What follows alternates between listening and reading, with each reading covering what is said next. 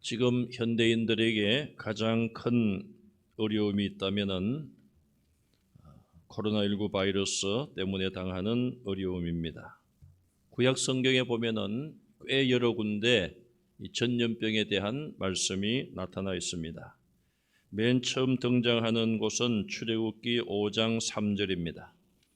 그리고 출애굽기 30장 11절 이하, 민수기 8장 19절, 레위기 26장 23절 이하, 민수기 14장 11절 이하, 민수기 16장 46절, 민수기 25장, 사무엘상 4장, 사무엘하 24장, 열왕기상 8장, 예레미야 27장, 에스겔서에서 11번, 구약 성경에서만 대체적으로 22번 정도 전염병에 대한 직접적인 언급이 있습니다.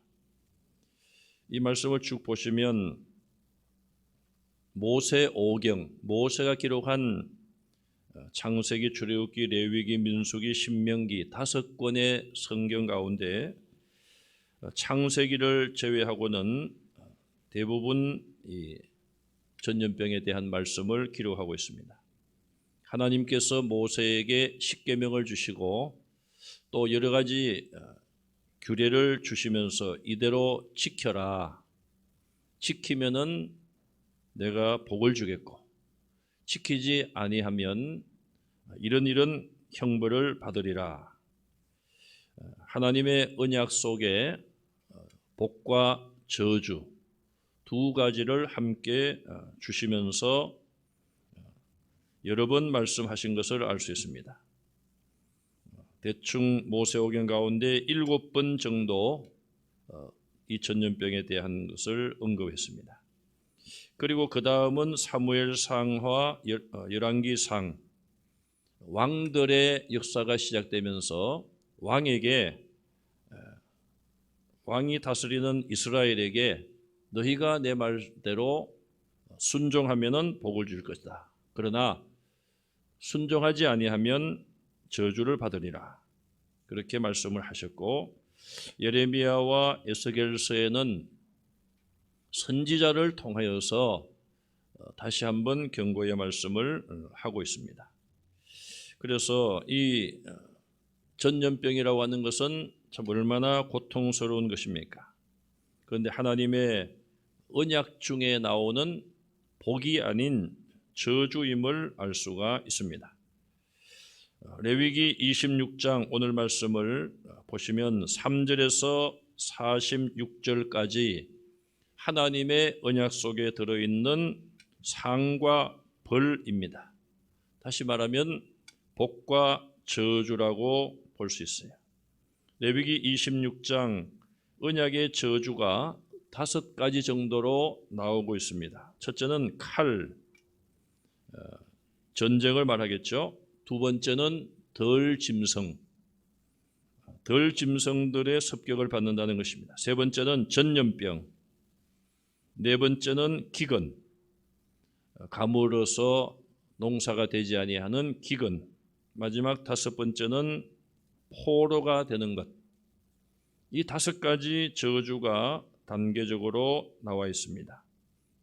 이 5가지 중에 칼과 전염병과 기근, 이것은 에스겔 성경과 또 예레미야 성경에도 자주 등장을 하는데 3대 재앙으로 꼽히고 있습니다. 칼과 전쟁을 말하죠. 그리고 전염병과 기근. 여기에다가 덜짐승이 들어가면은 4대 재앙이고 거기에다가 마지막 포로 되는 것. 이 포로 되는 것은 이스라엘의 아픈 역사들이 있죠. 북쪽 이스라엘이 아수르에게 멸망을 당하고 그때도 포로로 잡혀갔을 것이고 남쪽 유다가 바벨론에 의해서 BC 586년에 나라가 망하고 왕을 비롯하여 많은 사람들이 바벨론으로 포로가 되어갔습니다. 에스겔 선지자도 그 중에 한 사람이었습니다. 자, 칼이나 들짐승, 전염병, 기근으로 당하는 고통도 크지만 나라를 빼앗겨 버리고 많은 백성들이 외국으로 포로가 되어 끌려가서 종살이를 했을 때에 얼마나 그것이 고통스러웠을까 우리는 조금은 짐작을 할 수가 있습니다. 하나님께서 이렇게 미리 5가지 이런 경고를 주시면서 이스라엘 백성들에게 말씀을 하셨어요. 성경을 보시면은 하나님의 이런 진노와 형벌과 저주는 갑작스럽게 어느 날 임하는 것이 아닙니다. 하나님께서 미리 경고를 하시고 미리 예고를 하십니다. 또 하나님의 언약 속에 들어 있습니다. 뭐 하나님께서 인간이 범죄한다고 마음이 상하셔서 갑자기 치시는 것이 아니라 미리 경고를 주시고 미리 하나님의 약속 속에서 말씀하고 있는 거예요. 어떤 우리가 법, 규정, 언약이란 것이 항상 좋은 것만 있는 것은 아니죠. 이걸 잘하면은 상을 주는 경우도 있고, 그러나 우리 사회 법을 보면은 상을 주는 규례는 많지 않습니다. 사람들의 죄악성 때문에 그런 것 같죠? 선하게 산다고 해서 다 상을 줍니까? 특별히 해당되는 경우 외에는 상을 주는 경우는 많지 않아요. 그러나 벌을 주는 규정은 굉장히 많습니다. 이걸 어기면은 벌을 받는다. 그래서 많은 사람들이 재판을 하고 결과에 따라서 그 대가를 치르고 있습니다. 하나님께서는 그렇지 않습니다. 하나님은 저주의 하나님만이 아니라 하나님은 복을 주시기를 기뻐하시는 하나님이십니다. 왜 저주를 받고 왜 고통을 겪는가? 언약 속에 들어있는 그 저주를 받을, 형벌을 받을 그런 일을 하기 때문에 그런 것이죠. 그게 하나님의 공의에 들어가는 것입니다. 하나님은 사랑이시고 우리의 모든 것을 다 용서하시기를 기뻐하시고 복을 주시기를 기뻐하시지만 하나님의 약속 속에 이렇게 하면은 형벌을 받는다. 저주를 받는다. 그런 언약이 들어있다는 것이죠.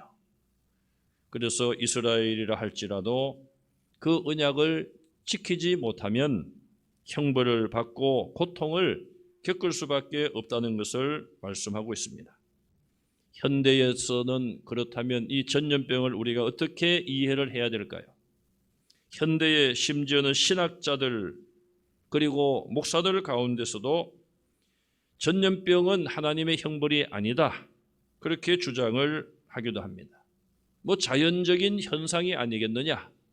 어떻게 하다 보니까 이렇게 병이 번져가는 것이 아닌가? 그리고 과학적으로 원인을 찾아야 된다. 원인을 찾아서 제거해야 된다는 것이죠. 그러나 모든 일이 그렇습니다. 원인을 찾기는 조금 쉬울지 몰라요. 그러나 그 원인으로 인하여 생긴 결과를 치료하고 없애기까지는 인간의 지혜에는 분명히 한계가 있습니다. 지금 세계 많은 사람들은 백신에 대한 기대를 하고 있습니다. 그러나 우리나라 국민들조차도 약 70% 정도만 백신 접종을 받겠다. 30% 정도는 불신을 하고 있는 것이 현실입니다. 물론 우리는 하나님께서 지혜를 주셔서 속히 이 치료제와 또 예방 백신을 더 좋은 것들이 개발될 수 있도록 기도해야 되겠죠. 그리고 이것들이 보급되어서 지금은 뭐 부자들 나라, 강대국 그런 나라들이 지금 독점하고 있는데 이것이 가난한 나라에도 보급될 수 있도록 우리는 기도해야 됩니다. 그런 쪽으로 우리가 소망을 가지지 말고 또 전혀 무시하라는 말이 아니에요. 그걸 위해서도 우리가 기도를 힘써 해야 됩니다. 그러나 우리가 백신만 맹신한다면 하나님을 의지하는 것이 약해지고 그것에만 기대를 하고 있다면 그것은 분명히 잘못된 마음들입니다. 이스라엘 백성들이 그런 이야기를 하죠. 뭐 하나님께서 우리를 치시면 우리는 또 더 다른 것으로 하리라. 흙벽이 무너지면은 우리가 벽돌로 담을 쌓으면 된다.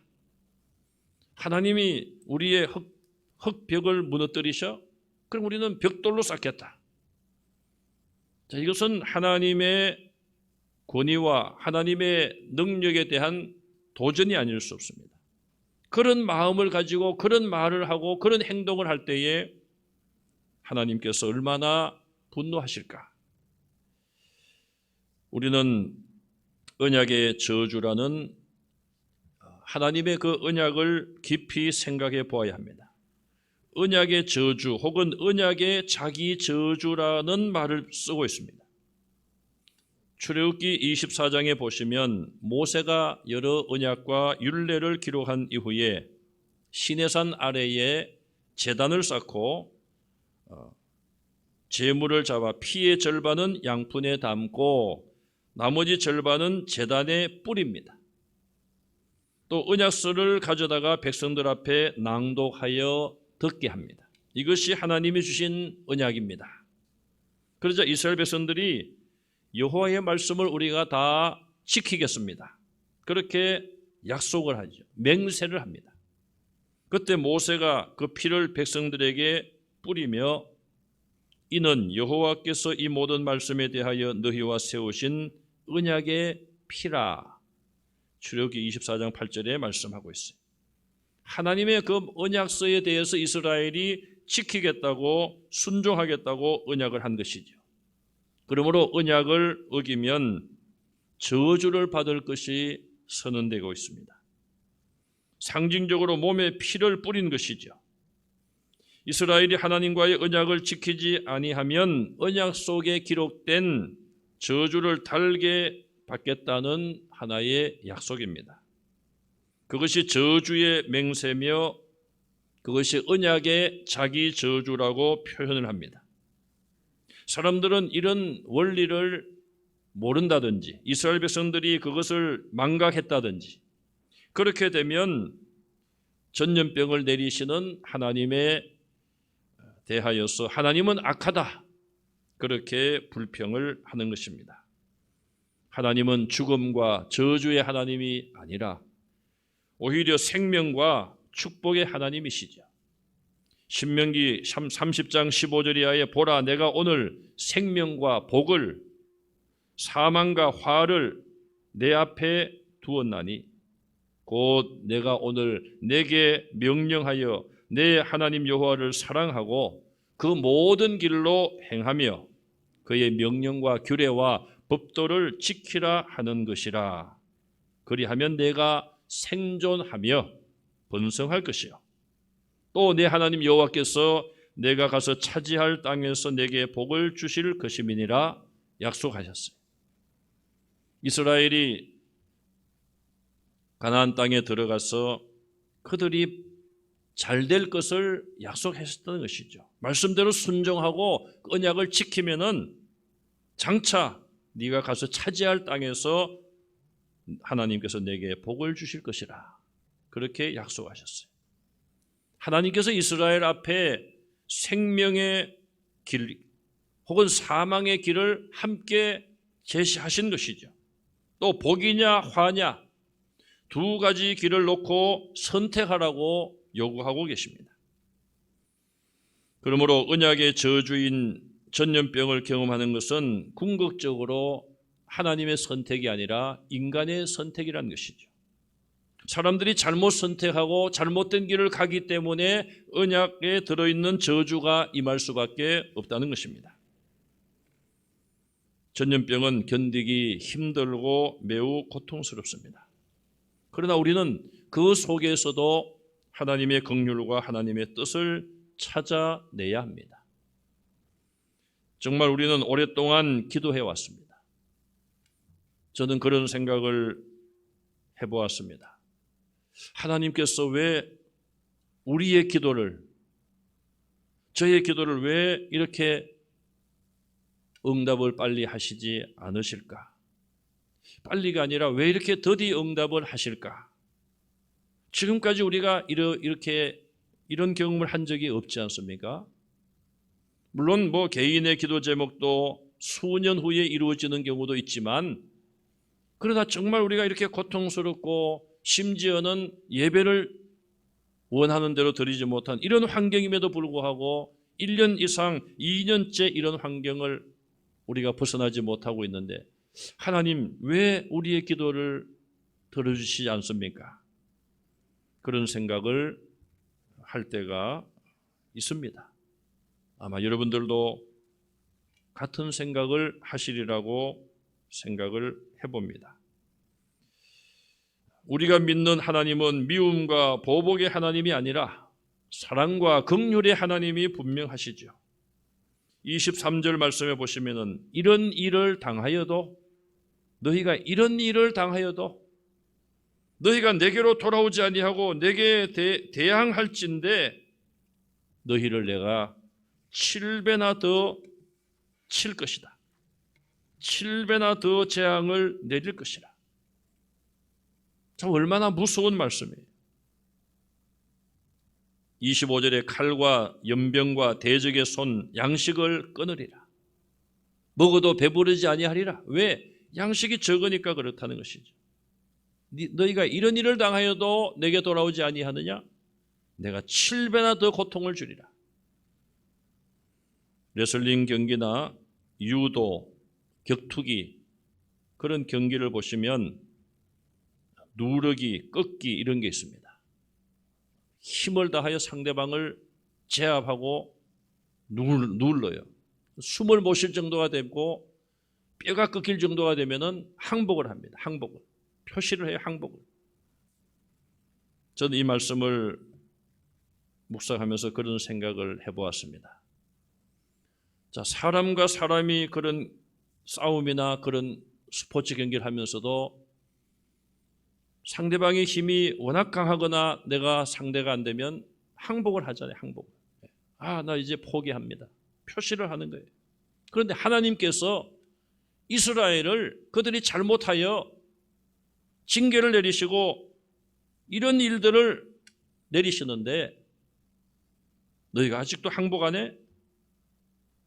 마치 그런 격투기에서 힘을 다하여 이래도 항복하지 않을래? 그러면 내가 더 누른다? 이래도 항복하지 않을래? 그 생각을 해보았습니다. 우리는 사람과의 싸움이 아니라 우리의 상대는 하나님이십니다.